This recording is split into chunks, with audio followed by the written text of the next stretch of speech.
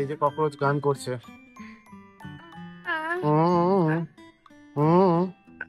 সবাই ঘুমোচ্ছে, আমি আর ককরোচ জেগে গেছে। এই ফোন ধরে না, ফোন ছাড়ো। গান করে শোনাও তো ককরোচ। ককরোচ একটু গান করে শোনাও, করে গান করে শোনাও। তারপর আহা কি সুন্দর। তারপর তারপর তারপর করো, করো। তারপর দূর থেকে, ওরকম সামনে গিয়ে গান করে না, দূর থেকে গান করো।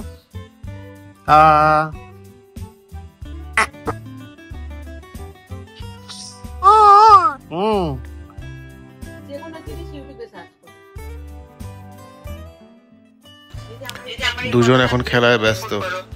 সমস্যাটা হচ্ছে খেলতে খেলতে কারো না কারো ব্যথা তো লেগে যায়, ওটাই হচ্ছে সমস্যা। নজর ঘাটি তো দুর্ঘটনা ঘাটি, এটা এক্সাম্পল এক্ষুনি দেখো। এই যে পড়ে গেল।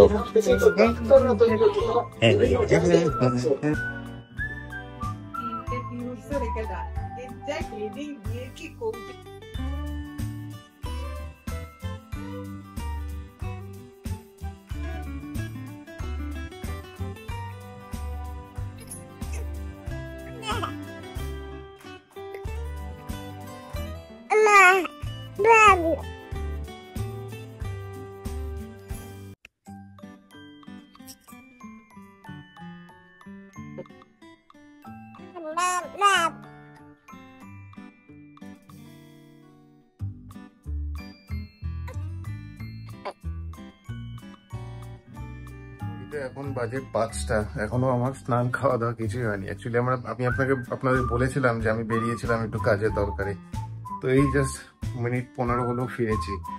এখন স্নান করব, তারপরে পুজো দেব, তারপর খেতে বসবো।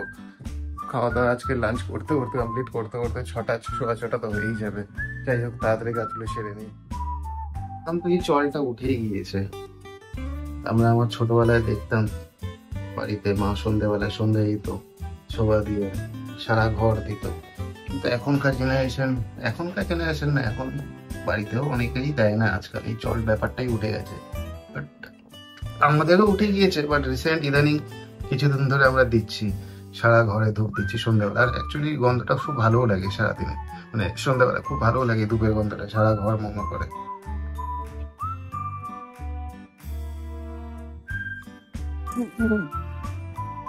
মাম্মা একটু ফুল দিচ্ছে, এত ঘুমাটা বেশি ভালো করে ওঠে।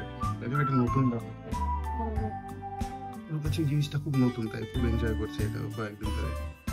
অন্ধকারে আমি খুব ভালো লাগছে। স্নান হয়ে গিয়েছে, এখন লাঞ্চ করার পালা। প্রায় 6:10 বাজে, লেট হয়ে গেছে আজকে তো জানিয়েছি। ডালিয়া অ্যাকচুয়ালি দেখছি অনেকটা বেঁচে গিয়েছে, তাই ভাবছি রুটি আর খাবো না, একবার রাতেই রুটি খাবো। আমি আজকে বলি লাঞ্চটা ডালিয়া দিয়ে করবো।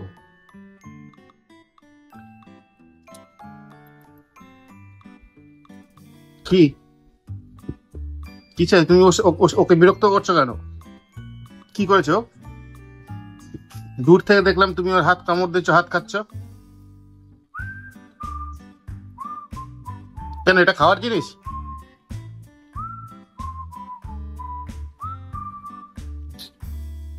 এবার কি ওর চোখটা খাবি?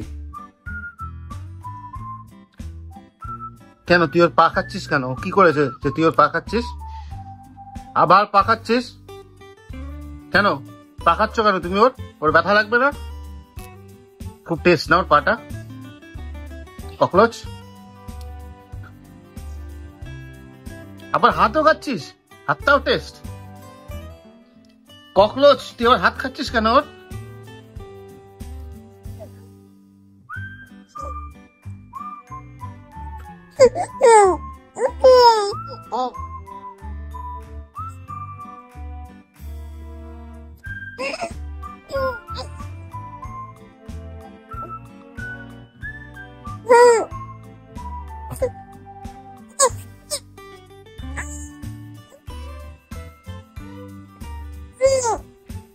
এটা অনেক একটা পুরনো ভিডিও, আমি ভাবলাম আপনাদের সাথে শেয়ার করি।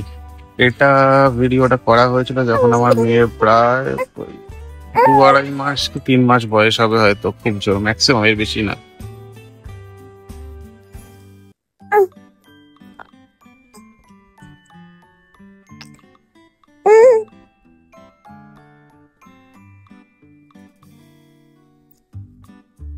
আমাদের বালিগঞ্জের ফ্ল্যাটটা, এটা একটা বেডরুম, এটা হচ্ছে ডাইনিং স্পেস, এটা আরো একটা বেডরুম, আর হলো আর একটা, এটা হচ্ছে আপনার ড্রয়িং স্পেস, ব্যাস এটুকুনি। আর সাথে ব্যালকনি আর বাথরুম আছে, সেটা তো আর দেখানোর কিছু নেই, ব্যাস।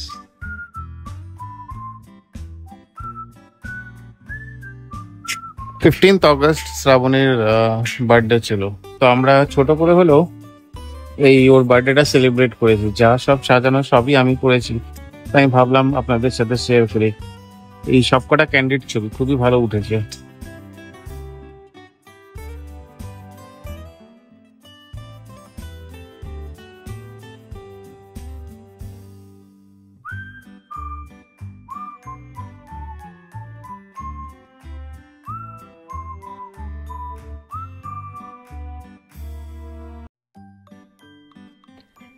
এই হচ্ছে আমাদের নতুন ফ্ল্যাটের গৃহপ্রবেশের কিছু ছবি।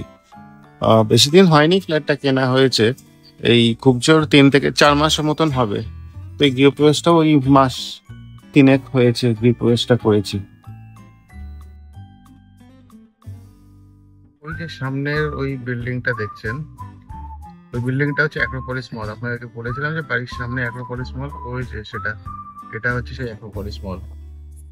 এখান থেকে ব্যালকনি থেকে খুব সুন্দর লাগে রাতে, সন্ধ্যের দিকে বা রাত হলে, ওই লাইট গুলোর জন্য, স্পেশালি ওই স্পেশাল এফেক্ট গুলোর জন্য।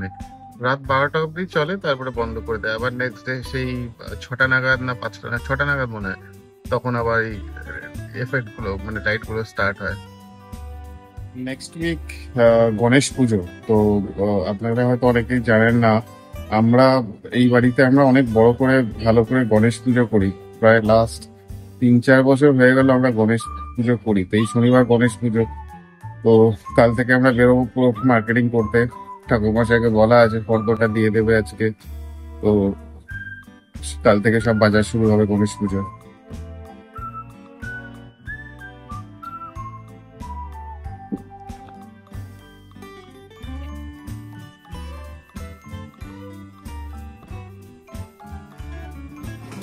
আমার বড় মেয়ের খাবার বানানো হচ্ছে এখন।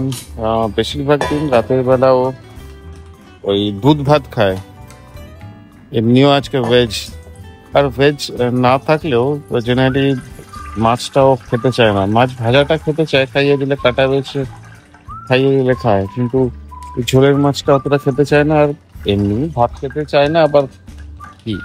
তো যাই হোক, আমি বেশ কদিন ধরে ও দুধ ভাত খাচ্ছে, ওই তাই জাস্ট শ্রাবণী দুধটা একটু জাল দিয়ে দিল ফ্রিজ থেকে বের করে, এরপর সেই ভাত মিক্সিতে দিয়ে দুধ দিয়ে টেস্ট করে রাতের ডিনার হবে ওর।